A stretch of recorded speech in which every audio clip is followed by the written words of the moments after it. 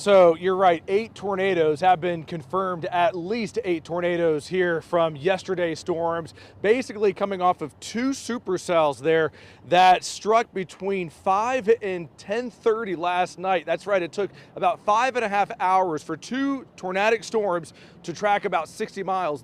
These were slow moving storms. And so here we are in Shawnee right now. A lot of people have been asking about what's the rating? What do we see right now? This is preliminary. All the ratings we have right now are preliminary, but here in Shawnee, EF2, and just look at the damage. This is just one car here, but this car is upside down, and what really stands out to me is look at that piece of wood. It is shoved into this tire. This was a slow moving supercell that just basically made its way right through Shawnee. Very erratic behavior as well. This was an unusual storm. When you think about supercells in Oklahoma, you think about storms moving from west to east. This came from the south. It went up through a good portion of Shawnee. Damage, it is all over the place. Some areas are worse than others, but to see the power of Mother Nature able to flip this car upside down is just certainly incredible. Now, yes, as we just mentioned, there are other tornadoes that occurred. Cole has been given a preliminary rating of an EF3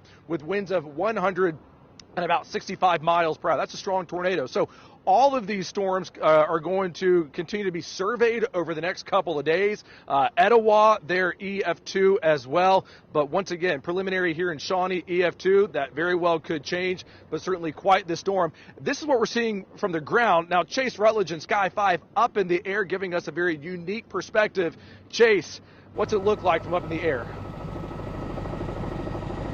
Well, Damon, I mean, look at our shot from right here from Sky 5, and I can tell you, this kind of hits close to home because I grew up in this area. Grew up in Tecumseh, spent a lot of time in Shawnee, and my sister's actually right underneath us. This morning, they had to work to cut her father-in-law out of his house. He was kind of trapped in his house because they had some damage there.